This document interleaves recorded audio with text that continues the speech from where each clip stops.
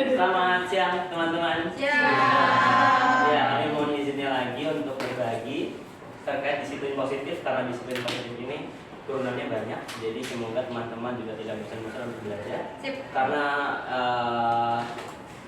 banyak cara, banyak video saya yang harus kita lakukan untuk mengupayakan yang terbaik demi umat kita. Langsung saja, ini tujuannya. Kenapa startup? Ya. Guru-guru memahami pentingnya menciptakan lingkungan yang aman dan nyaman berbasis disiplin positif pada SMK Brighton. Karena pada educator belief yang lalu saya sempat lihat juga kita sepakat untuk menciptakan lingkungan yang aman dan nyaman demi pertumbuhan tidak hanya murid tapi juga diri kita sendiri. Ini kesepakatan kelasnya sepakat ya. Yang luring aja yang dilihat. Oke, terima kasih. Ini kita skip aja langsung. Nah, karena ini baru awal, kita breaking dulu ya. Tadi agak panas kan, habis belajar, habis ngobrol-ngobrol asik juga tadi, habis ada sesi private. Ayo kita lakukan sedikit ice breaking. Jadi harus berpasangan dulu. Udah pada punya pasangan kan? Teman-teman sebelum berpasangan. Iya, sudah sekarang di sini. Orang lain di sini. Bahaya. Coba. Nah, ini sudah dapat pasangan masing-masing. Saya dengan siapa? Miss Fiska atau pasangan sama saya, Pak? Oh, saya sama Mr. Bondan katanya, nggak boleh. Oh iya. Miss Jani atau Miss Fiska? Dua. Miss Frida siapa? Pasti pasangan dengan diri sendiri. Ya baik, jadi yang pertama satu orang mengepalkan dan satu orang berusaha untuk membuka kepalan tangannya. Coba tangan kiri, tangan kiri. Ya. Jadi pilih dulu siapa yang mau mengepal, siapa yang mau.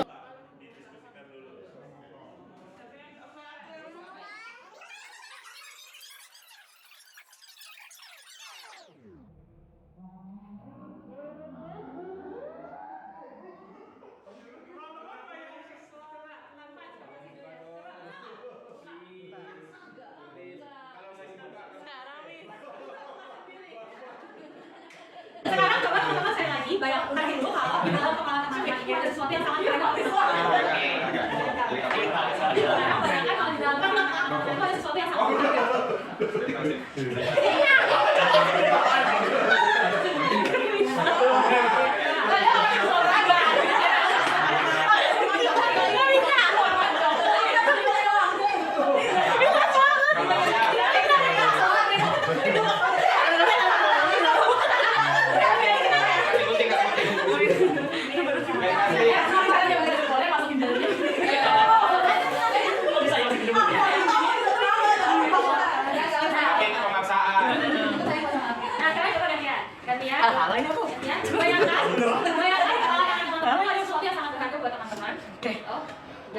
Jaga baik-baik gitu ya.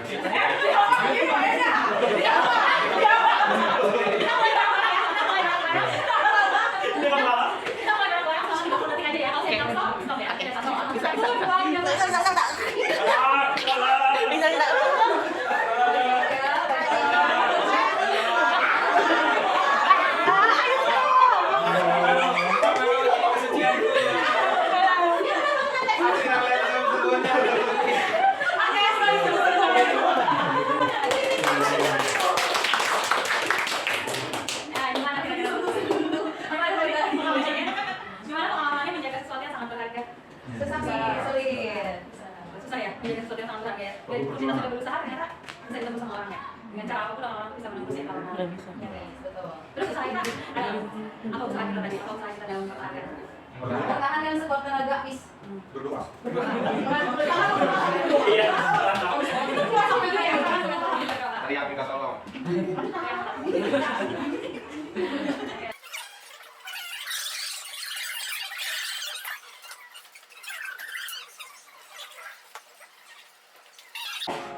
Podcast ini dipersembahkan oleh program Ayo Main, didukung oleh Group, sebuah kolaborasi antara Peace Education Indonesia dengan Perserikatan Bangsa-Bangsa dalam mendorong pendidikan dan Indonesia. Pada sesi pertama, Irfan Ambali akan menjelaskan tentang apa itu disiplin positif. Selamat mendengarkan.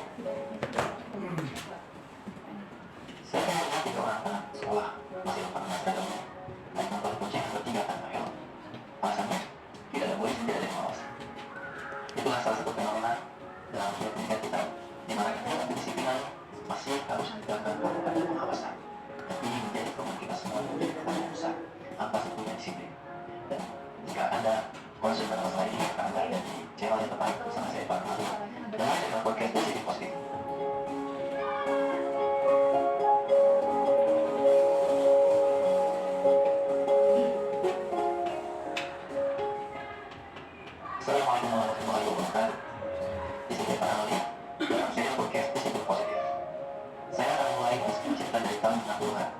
seorang psikolog bernama Walter Mischel ketika membuat sebuah percobaan menarik.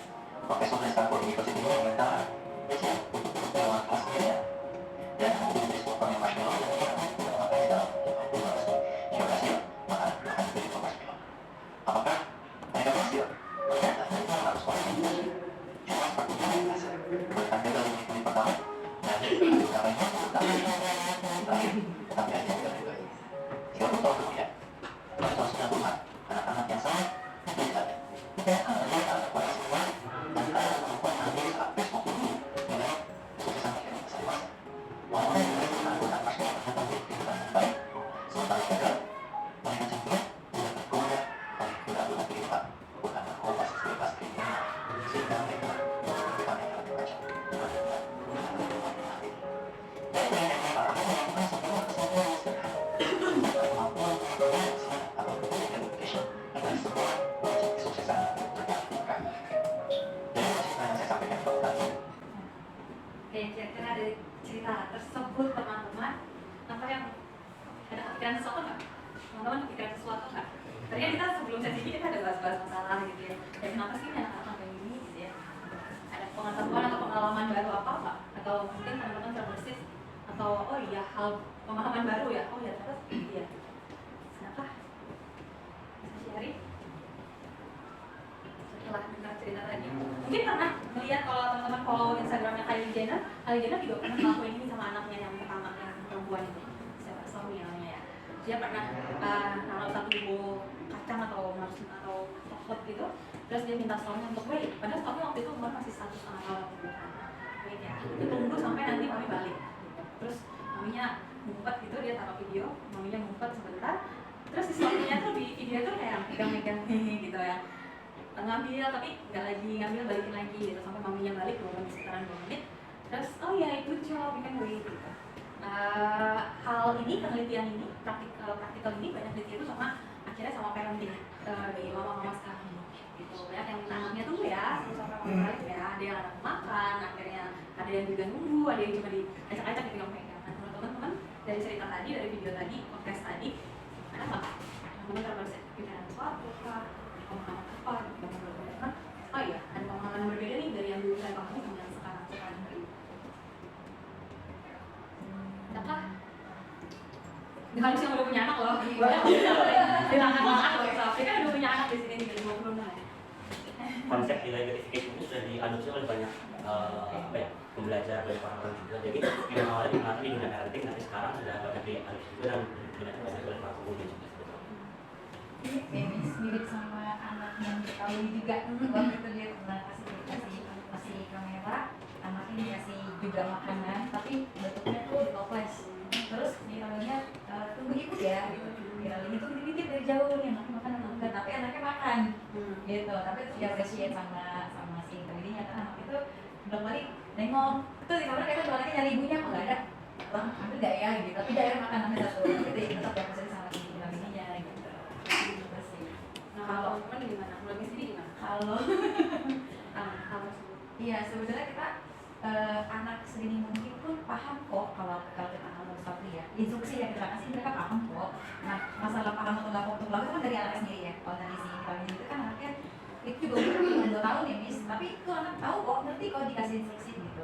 Mas kami juga kan banyak banget videoin si Isak ya anaknya itu di berbagai apa kegiatan dia. Nah itu banyak banget yang dia pakai cara itu gitu, dan aku pikir sih cara itu efektif ya. Anak-anak tuh sebenarnya mau dengerin, cuman emang anak-anaknya aktif banget, mudah terdistract, jadi ya anak-anaknya gitu. Kasih tadi, ambil ya, bright. Tapi intinya sih anak tuh denger kok instruksi kita. Kayak misalnya anak minta bola, mau kasih gitu ya, mau kasih. Sebenarnya mereka terus jadi apa-apa nggak ketika kita nggak kasih bolanya? Iya marah gitu ya, ada rasa nggak suka gitu ya. Tapi sebenarnya itu akan jadi masalah buat hidupnya dia apa enggak? Akan jadi masalah buat hidupnya dia nggak? Kalau ketika bolanya itu nggak dikasih, hidupnya jadi bermasalah nggak sebenarnya? Enggak, emosionalnya masalah. Emosionalnya aja gitu ya. Artinya dia tidak bisa punya rasa untuk menahan diri, terus dia tidak punya pengalaman bahwa oh ini belum penting ya untuk aku lakuin sekarang gitu ya. Nah itu tadi video tadi, penelitian tadi itu menunjukkan tadi kesimpulannya bahwa ternyata ini berdampak gitu ya ke dewasa mereka paham di mana mereka harus situasi menahan diri ketika mereka tuh nanti bisa tahu di kapan mereka harus stop dulu, kapan tahu mereka harus bicara atau melakukan sesuatu. Self confidence. Nah ini nanti insya Allah akan jadi topik kita hari ini kalau cukup, karena beberapa sudah dibahas sebelumnya di pertemuan kelas, di pengenalan posisi kontrol. Jadi ini kita sedikit mengenai saja.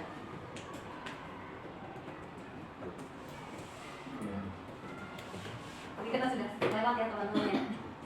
Kami yakin teman-teman sudah paham betul apa sih disiplin itu. Kita sudah merancang peraturan sekolah, kita sudah sampai merancang keyakinan kelas gitu ya. Disiplin itu sesuatu yang untuk kebaikan kita bersama, untuk kebaikan satu sistem, kita patuhi supaya berjalan dengan lancar dan baik.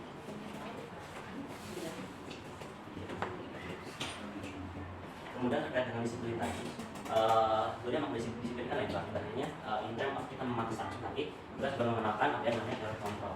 Nah, karena stimulus respon dan ada juga yang kontrol. Stimulus respon adalah kebanyakan dulu kita tuh merasa kalau kebutuhan kita sama. Pada aslinya setiap kebutuhan kita itu adalah berbeda. Kemudian juga semua orang melihat hal yang sama, padahal setiap orang memiliki gambaran yang berbeda. Ini saya akan langsung fokus ke yang keempat, teman-teman. Yang keempat itu, perilaku berbeda sebagai suatu kesalahan. Dari kontrol kita harus perilaku memiliki tujuan. Maka dari itu kita harus belajar disiplin positif ini agar kita tahu upaya dan cara-caranya juga, dan kita tidak sekedar jadi guru yang judgement saja. Maka dari itu ada stimulus respon dan teori kontrol. Nah ini sedikit dari disiplin positif tadi, memahami dan mengontrol setiap perilaku tindakan yang dilakukan senantiasa dengan penuh kesadaran dan tanggung jawab sebagai bentuk menghargai diri sendiri dan orang lain. Bahkan kalau tidak salah di buku kita mengenal 7 habits. Satu lagi ada 8 habits ya, jadi kalau tidak salah itu iron negative flow. Tapi kalau masalah intinya itu adalah bagaimana kita memaknai disiplin. Bagaimana disiplin itu artinya sebetulnya itu bebas, tapi dari kita sendiri datang. Nah kita akan coba bahas sesi sama.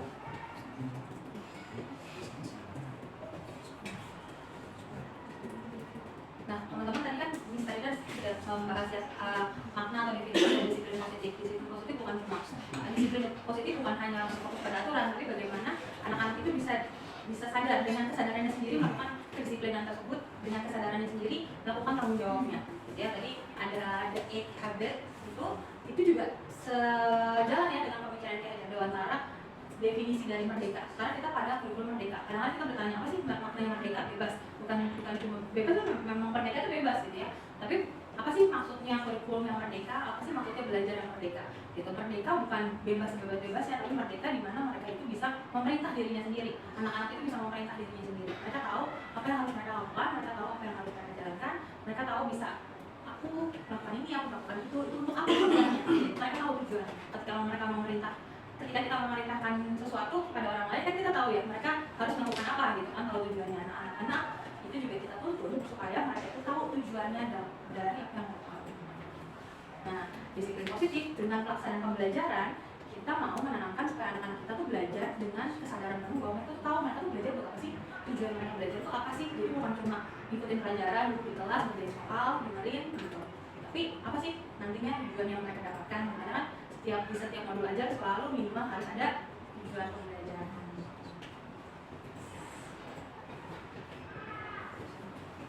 Kaitannya dengan belajar Pancasila, materi-materi pada profil belajar Pancasila itu supaya nanti ketika mereka anak-anak tahu tujuannya, mereka tahu, mereka punya karakter-karakter tersebut. Sekolah kita menjadi sekolah yang aman, nyaman, dan menyenangkan. Bukan cuma mereka datang sekolah belajar, tapi kan kita selalu menekankan bahwa sekolah ini adalah rumah kedua mereka. Rumah itu harus menjadi tempat yang aman, tempat yang nyaman, tempat yang menyenangkan. Kalau enggak itu nggak akan disebut rumah. Ya nggak, kalau rumah kita nggak aman, kalau rumah kita nggak nyaman, apakah kita bisa nyebut aku mau pulang ke rumah? Gitu. Nggak ya, biasanya nggak ya kalau rumah kita nggak nyaman. Gitu. Nggak, aku malas pulang, kalau mau berantakan gitu. Kan suka gitu ya. Anak-anak yang suka nggak mau pulang ke rumah, kenapa nggak mau pulang? Ada orang di rumah. Berarti kan dia merasa tidak nyaman. Nah, kalau anak-anak sampai nggak mau datang ke sekolah, itu berarti dia merasa sekolah ini tidak aman atau tidak nyaman buat mereka. Nah, inilah salah satu tugas kita gitu ya sebagai pendidik, sebagai warga sekolah. Dan cuma tugas kita, tugas anak-anak pun sama lain menjadi sebagai warga sekolah, sebagai warga dari rumah ini untuk menjaga sekolahnya menjadi aman, nyaman, dan nyaman. Nah, selanjutnya apa sih? Mungkin ini sudah kita coba koordinasikan atau elaborasikan dengan indicator belief. karena dari kebanyakan universal sebenarnya kan itu sifatnya universal banyak. Nah, tapi di sini dilihat hanya ada seven essential virtues. Tapi kalau kemarin kita sudah sepakati, kita sudah buatkan spesifikasinya, jadi ada beberapa nilai yang sudah kita masukkan juga dalam keyakinan motis kita. Kemudian teman-teman juga absorb lagi ke dalam keyakinan diri sendiri. Yang saya yakin teman-teman masih ingat nilai-nilai kebajikannya. Nah, maka dari itu, karena tujuan pendidikan Indonesia adalah mengantarkan anak-anak berbahagia untuk menemukan kodratnya masing-masing. Nah, bagaimana caranya? Kita bekali dengan kekuatan dengan profil belajar Pancasila, mulai dari beriman sampai ke dimensi kreatif, jadi seimbang antara jasmani, rohani dan juga keterampilannya. Dan juga itu bisa kita alokasikan juga untuk diri kita sendiri. Kita sebutnya nilai kebajikan yang kita sadari, oh ternyata kita punya ini yang ternyata bermanfaat buat kita menjadi guru dan menuntun anak-anak untuk sampai tujuannya masing-masing.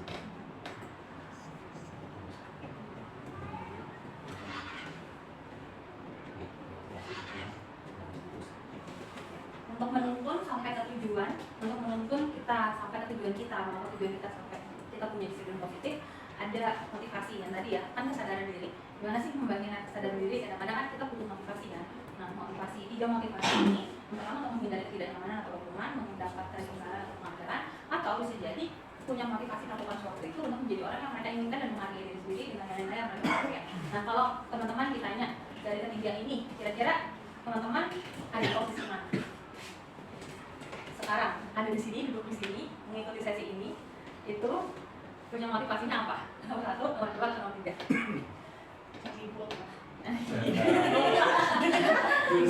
Kalau saya tiga-tiganya gitu.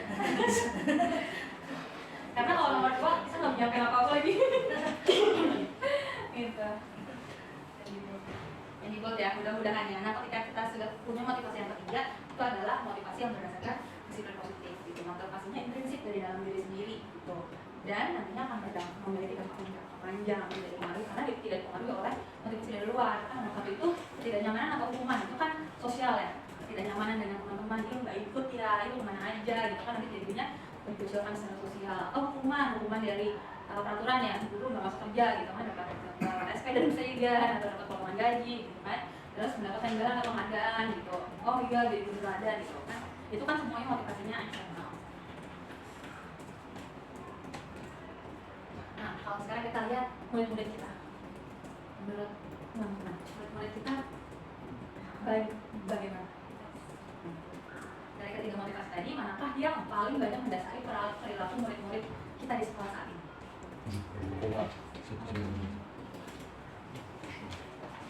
Mana kira-kira? Nomor 1 adakah anak-anak kita yang masih punya motivasinya nomor 1? Banyak. Nomor 2 juga banyak. Oke. Nomor 3 apa? Tapi bisa nggak kita mention anak yang punya nomor 3? Oh ya, kita udah langsung tahu nih kepikirannya anak. Anak ini nomor 3. Ini bisa masih bisa di-mention ya. Masih ada lah ya. Baru tahu nomor 3, susah banget kayaknya ya. Oh, ada 3 angkatan. 3 ter. Kelas itu belum kelihatan. Masih belum kelihatan ya. Dari 155 ya. Itu kan masih ada 3. 4 dari 155.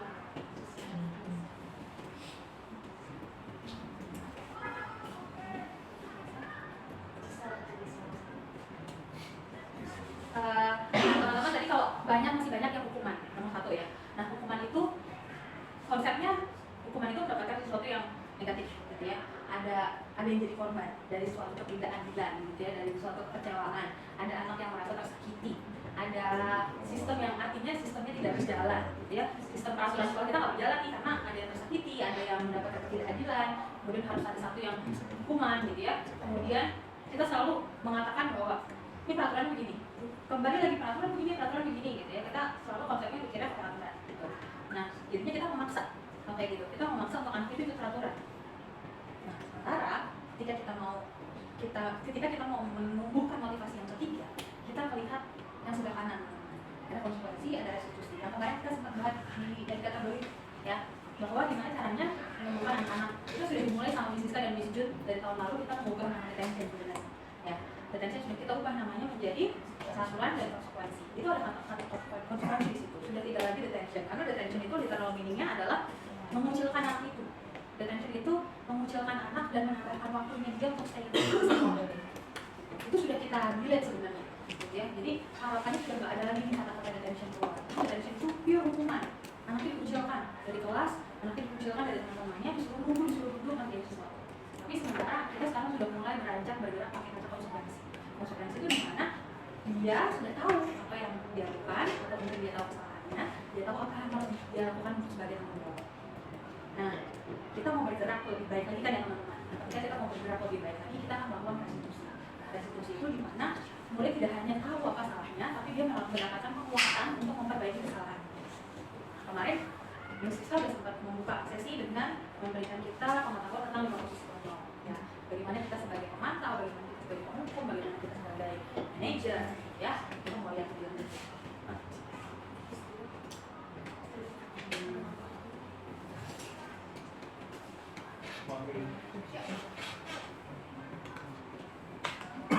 Dalam restitusi, kita mau ketika kita mau melakukan restitusi, kadang-kadang kita, saya, Miss Rida, kita semua ya, kadang-kadang masih terbawa emosi. Kalau ada sesuatu terjadi, wah Felina uratnya langsung naik gitu ya, ID gitu kan, langsung teriak kencang banget ya.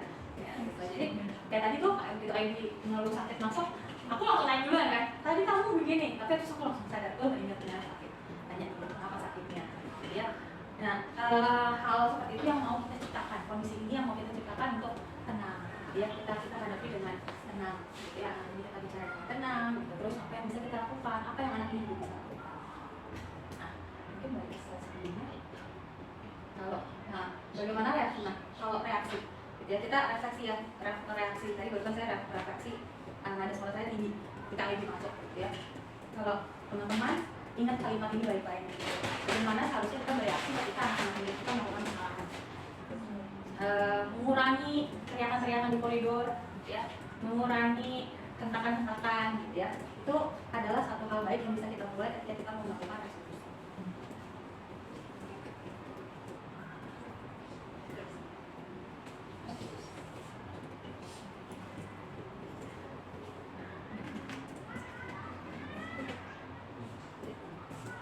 Nah, ini mungkin tadi ada damage control dan stimulus respon. Nah, ini mungkin harus kita tahu. Jadi kenapa pada akhirnya tiap orang punya tujuan? Karena kita juga belajar ada 5 kebutuhan dasar manusia.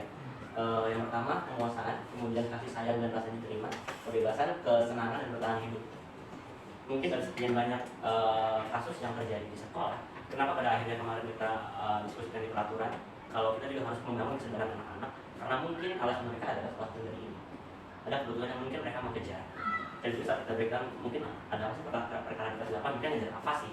Itu sebetulnya sudah ada yang ada kalau betul ada kebutuhan yang mungkin yang mereka dapatkan di sekolah yang mungkin didapatkan di rumah. Ya, kita nggak menyalahkan siapapun, tapi kita coba untuk membantu baik diri kita sendiri maupun orang tua, karena itu suatu fungsi sekolah. Tidak semata-mata anak dididik pada sekolah, tapi ada tuh. Kalau ternyata ada loh tujuan yang masuk kita lihat, ada juga alasan dibalik suatu kesalahan atau tindakan. Nah, kenapa kita sebagai guru harus memahami kebutuhan dasar murid? Karena ini mungkin agak penting juga. Definisi berkualitas, definisi lingkungan yang nyaman, definisi guru yang baik, definisi guru yang sesuai dengan pikiran murid mungkin berbeda. Mungkin kalau kita tanya, what kind of teacher dulu lah? Kita that like to play game, kita that like to give us appreciation. Karena pendapat mereka berbeda. Mungkin aku tarik belakangnya.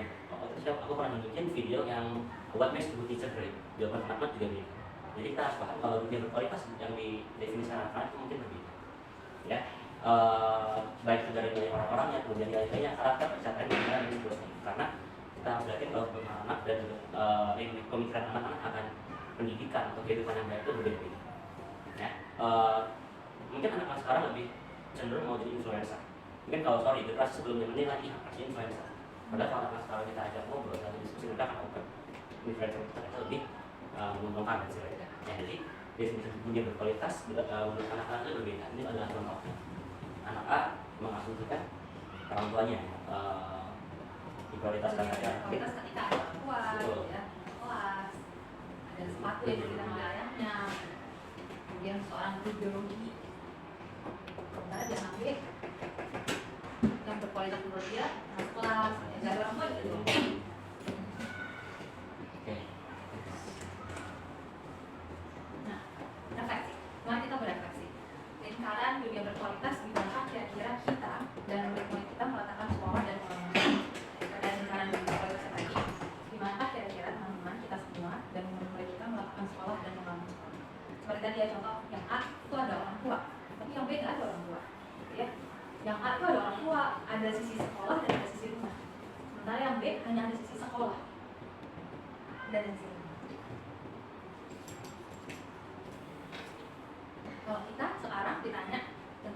berkualitas menurut kita? Ada di manakah lingkaran dunia berkualitas? Adakah sekolah di lingkaran dunia berkualitas kita? Ada. Adakah pengalaman-pengalaman atau aktivitas kegiatan kita di sekolah yang masuk ke dalam lingkaran dunia berkualitas kita? Ada. Nah, sekarang jika kita sama menjadi pemimpin sekolah, gak usah bayangin macam-macam. Bayangin aja diri sendiri kita sebagai pemimpin di lingkungan sekolah ini. Bagaimana kita akan menggunakan informasi ini, menggunakan knowledge yang sudah kita punya, bukan cuma informasi ini ya, knowledge kita punya banyak banget dari mana-mana terkait pelaksanaan disiplin positif, terkait pelaksanaan budaya positif di sekolah untuk membangun budaya positif di kelas kita yang paling kecil atau di suasana sekolah kita atau di sekolah kita. Nah, yang kepikiran atau sudah punya inspirasi yang bakalan ini. Kalau teman-teman jadi pemimpin di sekolah, akan gimana sih? Aku akan gimana? Aku akan begini. Gak usah lebih sering gitu, itu kan lebih sering. Ya, apa deh tadi? Kalau teman-teman bayangkan teman-teman menjadi satu pemimpin di sekolah, teman-teman akan bagaimana menyikapi pelaksanaan atau penerapan budaya positif di sekolah? Aku nih, aku yang pertama akan menerapkan dulu ke aku sendiri, gitu. Kemudian aku jangan anak-anak. Kalau kita punya waktu banyak untuk seperti dikumpul informasi, mungkin kalau punya kurang, the real action kita itu lebih real buat anak-anak ya, untuk contoh dibanding kita masih cocok kayak gini. Jadi kayak learning by doing itu kalau aku pengayaan edukasi juga pasti dilakukan ya Miss. Aku juga menggalakkan ke teman-teman rekan kerja aku dulu, setelah aku ke diri aku sendiri, ke teman-teman rekan kerja ketika seperti ini ya, sehingga mereka siap untuk diajar juga untuk anak-anak. Karena anak-anak itu melihat dari example banyak kan ya, tidak dengan mendengarkan. Gitu, itu kalau mungkin yang pertama kita bisa itu dulu gitu. Kedepannya mungkin diskusi bareng lain juga. Nih, apa? Jadi, nggak apa-apa loh. Kita tidak bermaksud untuk membingungkan sedikit. Nggak apa-apa. Kita semua akan jadi pemimpin. Dan kita sekarang sudah menjadi pemimpin. Teman-teman, kita sekarang ini adalah pemimpin pembelajaran di kelas masing-masing. Dimana kita masuk kelas, kita adalah pemimpin pembelajaran di kelas masing-masing. Berarti kita semua adalah pemimpin pembelajaran di sekolahnya. Kita teman-teman menjadi pemimpin pembelajaran, apa yang akan kita lakukan? Kita membagikan atau membangun budaya positif. Mas, kemudian kenalan.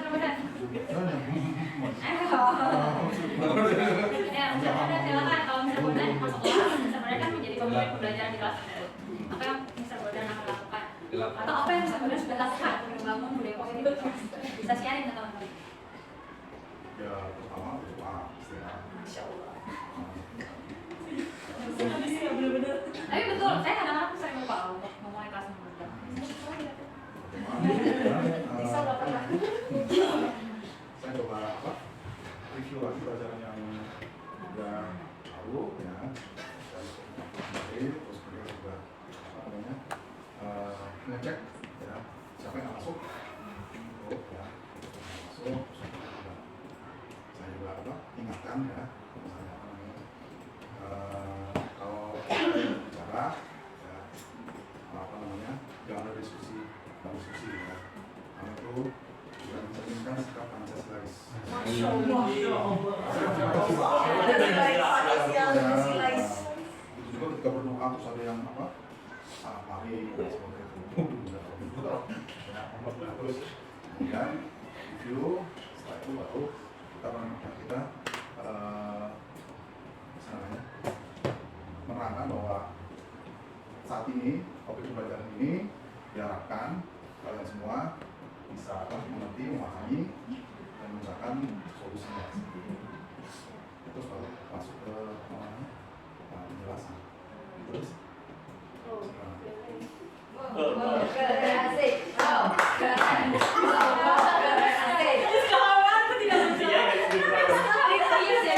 Emang kalau ada berprogram di ruangan luar biasa.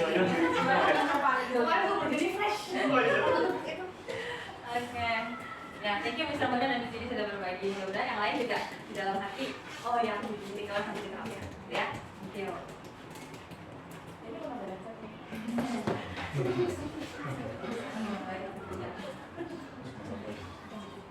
Masuk lagi katanya. start pointing at someone. Tadi sih kita sebelumnya. So, poinnya yang sama.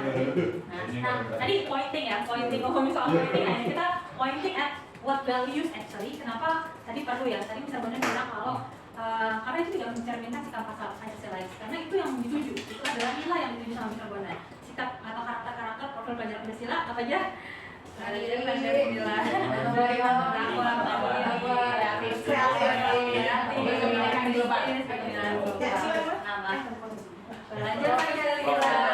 mana? Berapa? Ada yang pertanyaan?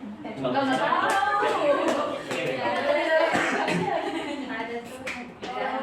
Nah, jadi kira-kira ya, jadi nilai-nilai yang tadi Mr. Bondan tuju itu disampaikan sama anaknya. Kenapa sih perlu disampaikan gitu kan? Berarti kan ada kebutuhan. Ya supaya anakku melihat kebutuhan itu, mengetahui apa yang akan mereka tuju, kemudian mengetahui juga nilai-nilai apa sih gitu ya. Jadi kita perlu tahu nilai-nilai apa yang mau kita tuju. Ketika coba mungkin kita sekalian refleksi ya. Sesi ini sekaligus kita merefleksikan keyakinan kelas yang sudah kita buat bersama anak-anak kita 2 minggu yang lalu. Ya, 2 minggu yang lalu ya kita bikin keyakinan kelas. Nah, so far nih 2 minggu yang lalu, keyakinan kelas yang sudah kita buat 2 minggu yang lalu bersama anak-anak, coba yuk kita refleksikan bagaimana di kelas teman-teman masing-masing. Apakah keyakinan kelas tersebut membantu mewujudkan budaya positif di kelas dan membantu membuat kelas berjalan secara efektif? Bisa thumbs up kalau dia jawabannya. 1, 2, 3. Apakah keyakinan kelas itu membantu membangun budaya positif di kelas? Apakah keyakinan kelas yang sudah disusun itu membantu membuat kelas berjalan secara lebih efektif? Nggak yakin. Nggak yakin. Nggak yakin lain-lainnya sedikit ya. Tapi selama 2 minggu ini gimana? Nggak apa-apa kalau 2 minggu ya. 2 minggu ini gimana? Apakah keyakinan kelas tersebut bisa membantu kita menjalankan kelas secara lebih efektif? Bisa. Much better ya. Ada kelihatannya. Iya.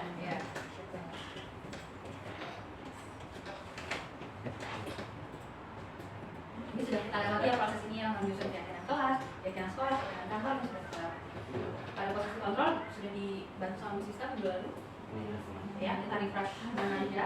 Ada proses hukum, pembatas bersalah, pengamat, dan manajer. Nah, setelah disampaikan oleh Bu Siska dan kita berlatih waktu itu, selama 2 minggu kita refleksi diri kita sendiri. 2 minggu ini melewati banyak kejadian-kejadian, perkara-perkara, ya, kasus-kasus. Kita ada di mana sih? Ada di mana kita? Tadi kan barusan ngobrolin itu ya. Ketika teman-teman ngobrolin, menemui masalah, ngomongin kasus, teman-teman itu ada di posisi mana? 1, 2, 3, 4, 5. Pakai jari ya. 1, 2, 3 nanti naikin jarinya saya 1, 2, 3, 4 atau 5 ya. 1, 2, 3.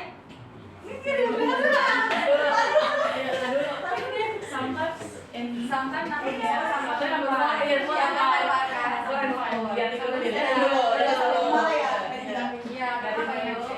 banyak case yang kita nggak bisa close dan itu juga kan, jadi kita harus banyak observe juga kan anaknya. Biasanya begitu. Kadang-kadang kita ada di posisi teman, kadang-kadang kita ada di posisi teman, kadang-kadang kita jadi manajer, kadang-kadang masih jadi pembuat tersebut. Ya, kadang-kadang kita menghukum masih. Oke, next. Diskusi webinar terakhir kemarin kita udah belajar langsung ya dengan guru bisa dan sebagainya. Dan juga dikirim kemarin panduannya udah kita cairin beberapa kemungkinan kata yang keluar kalau kita mengikuti yang ini membuat hukum sampai manajer. Nah sekarang ini ada sedikit restitusi yang mungkin nantinya bisa membantu kita perlahan-lahan menuju ke arah manajer. Nah ini cara membacanya dari yang bawah dulu, menstabilkan identitas, kemudian validasi tindakan yang salah dan menanyakan keyakinan. Nah kira-kira dari 3 hal ini bagian mana sih yang teman-teman mungkin suka lupa atau suka kelewat? Atau dari tadi case yang terakhir yang lalu masa manusia benar-benar bisa, kira-kira bagian mana sih yang sekiranya entah itu sulit atau suka terlupakan? Karena kadang-kadang termasuk saya pribadi, kalau saya ketemu anak kami yang masalah, saya langsung bilang, gini, kita nggak menetap ini, menstabilkan identitas. Menstabilkan identitas adalah kita menstabilkan dulu identitas mereka, kita mencoba membuat mereka menerima kalau somehow itu pasti membuat kesalahan. Kemudian setelah itu kita memvalidasi tindakan mereka yang salah, kita tanya alasannya apa, kira-kira kamu tadi berbuat apa, mungkin ada yang mulai juga you know why did I call you, why I call you. Kemudian ada beberapa murid juga yang sudah sadar, guys. Nah kita perlahan kita giring pelan-pelan sampai kita sampai tiba ke keyakinan menanyakan keyakinan kira-kira besok minggu. kesepakatan kelas dan kita buka lagi kira-kira kelas apa yang kelas tidak sepakati. Yang kenapa pada akhirnya keyakinan kelas sifatnya nilai-nilai kebajikan, biar teman-teman itu nggak perlu mengingat keseluruhan poin-poin, jadi kita bisa langsung breakdown dari nilai kebajikannya saja. Kemudian ya betul, loyal, integritas, toleransi dan lain-lain. Kemudian yang terakhir mungkin kamu ingin menjadi orang yang seperti apa, kita juga. Jadi nggak stop saat mereka sudah realize dan dapat hukuman, tapi diterusin dikit lagi. Kamu kedepannya menjadi apa sih? Mungkin ini juga harus hati-hati, kita nggak boleh pada akhirnya menjadi guru yang membuat rasa besar. Kamu kedepannya menjadi apa sih? Kok begini, kok begini. Iya, koknya yang mungkin harus ditahan. Kadang-kadang kita bebas. Atau akhirnya kita hanya menekankan pada kata maaf, gitu, minta maaf. It's not a solution, gitu ya. Jadi apa yang bisa terus kemudian setelah ini apa yang bisa kita lakukan? Apa yang bisa kita lakukan pada temanmu tadi menyakiti gitu ya, saling fight gitu. Apa yang bisa kamu lakukan? Maaf, oke, setelah menulis maaf, kita lihat ya temannya kenapa misalnya temannya nomor gitu ya habis itu, terus apa yang bisa kamu lakukan? Tentu yang bisa ambil aspek gitu. Ya, jadi tidak hanya berarti pada kata maaf. Dan juga mungkin dari pengalaman sebelumnya kita nggak boleh fokus cari orang yang salah. Kalau misalkan tadi case ada orang yang mengganggu atau ada yang ganggu, kita nggak, jangan mulai untuk mencari siapa yang salah. Tapi kita fokus dulu ke orang yang perlu bantuan kita. Jadi juga kita harus tahu ada segala solusi, ada juga beberapa upaya-upaya tambahan yang harus kita perhatikan. Nah, salah satunya ini yang mungkin juga sudah ditekankan kemarin saat aturan sekolah. Kalau kita nggak cuma membangun kebiasaan-kebiasaan di kelas, tapi kita membangun kesadaran. Dan juga kesadaran kita, kalau tadi ada stimulus respon yang harus kita pahami. Mungkin ada tujuannya, mungkin ada hal-hal yang anak-anak belum tahu atau tidak tahu, atau anak-anak sudah tahu tapi mereka masih belum melakukan. Mungkin bisa juga dicari dari sedikit, menggunakan sedikit garis itu sedikit.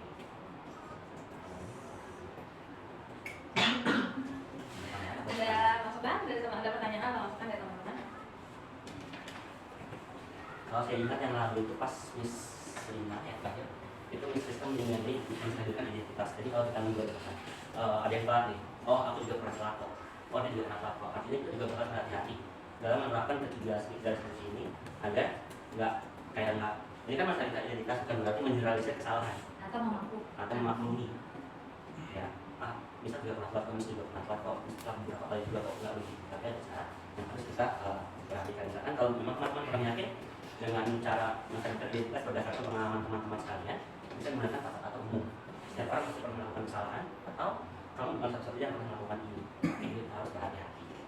Berarti kami juga mengutip dari refleksi yang kamu lakukan. Tapinya ya. Iya. Tapi. Tapi kemudian apa yang akan tindak lanjut yang kita lakukan? Nah tadi salah satu lagi kalau kita ingat kasusnya, kita kan di sini hidup bersama-sama teman-teman lain di SD dan TK dan banyak kasus yang tidak melibatkan hanya anak-anak kita. Dan ketika kita harus memediasi juga anak-anak lain yang mungkin kita nggak satu visi sama gurunya, nggak satu visi sama anaknya. Contoh kasus kalau teman-teman ingat gitu ya, waktu itu ada anak kena bola, tendang bola, anak SD tendang bola, anak SMP, gitu ya. Gurunya lapor ke kami, Miss itu anaknya ditarik, mana lagi yang nendang, ini.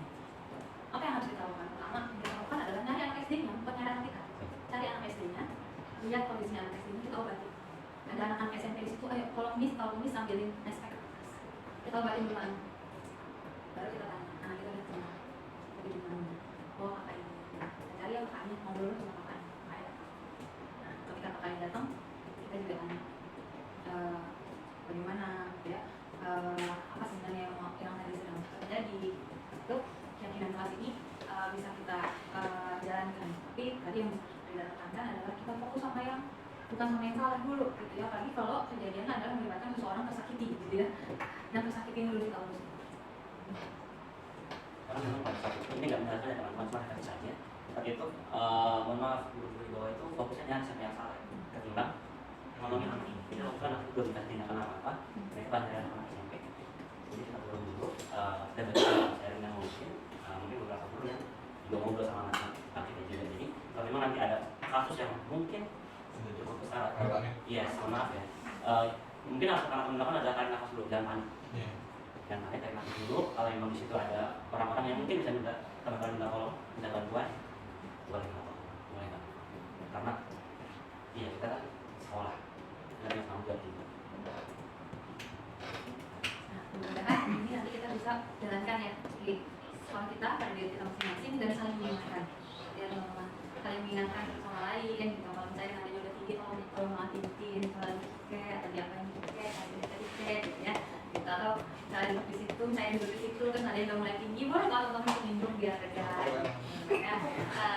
aja kepalanya ya gitu sih. Saling mengingatkan karena apa teman-teman, karena suasana lingkungan itu adalah yang salah satu faktor yang mendukung gitu ya untuk terjadinya budaya positif di sekolah ya, karena kalau lingkungan tidak mendukung kita tidak bisa bergerak sendirian gitu ya. Kalau kenapa kita harus menyampaikan tujuan tadi ya, kenapa tujuan itu harus kita sampaikan supaya semua orang ada di lingkungan itu punya tujuan atau visi yang sama. Jadi sedikit merekap soal kebutuhan dasar, saya apresiasi banget dan terima kasih Miss Jun sudah memfasilitasi kita tentang kebutuhan dasar yang saya ada dalam learning sama kepribadian. Dan kepribadian. Nah, teman-teman, kita sudah difasilitasi sama sekolah, sama Jun, sama kita semua. Kita sudah membuat tes diagnostik, kita sudah membuat tes diagnostik kognitif, dan kita sudah membuat tes diagnostik kepribadian dan gaya belajar. Ya, kemudian latar belakang anak-anak sudah kita ketahui, kita punya datanya. Jadi tidak bisa kita bergerak sendiri, justru tidak bisa bergerak sendiri. Kami pimpinan sekolah juga tidak bisa bergerak sendiri. Teman-teman, ayo kita bersama-sama berkolaborasi untuk menggunakan diagnostik tersebut untuk mengetahui latar belakang anak-anak, mengetahui kebutuhan dasar mereka, supaya pembelajaran kita menjadi lebih baik, budaya positif yang diterapkan menjadi lebih efektif. Sifatnya ajakan, sifatnya tawaran, karena restitusi adalah sifatnya tawaran, ya, bukan pemaksaan. Sama seperti kita ke anak-anak, apa yang bisa kamu lakukan, terus apa yang bisa kita lakukan untuk memperbaiki. Sama, sekarang pertanyaan terakhir untuk menutup, gitu ya. Yuk, apa yang bisa kita lakukan untuk terus memperbaiki budaya positif di sekolah kita? Ya baik, terima kasih teman-teman untuk hari ini. Semoga ada manfaatnya, juga sedikit menambah motivasi kita untuk meningkatkan kualitas diri kita dulu. Jalan-jalan ke rumah kerabat. Di rumah kerabat makan soto babat. Terima kasih Miss dan Mister hebat. Semoga sisinya bermanfaat.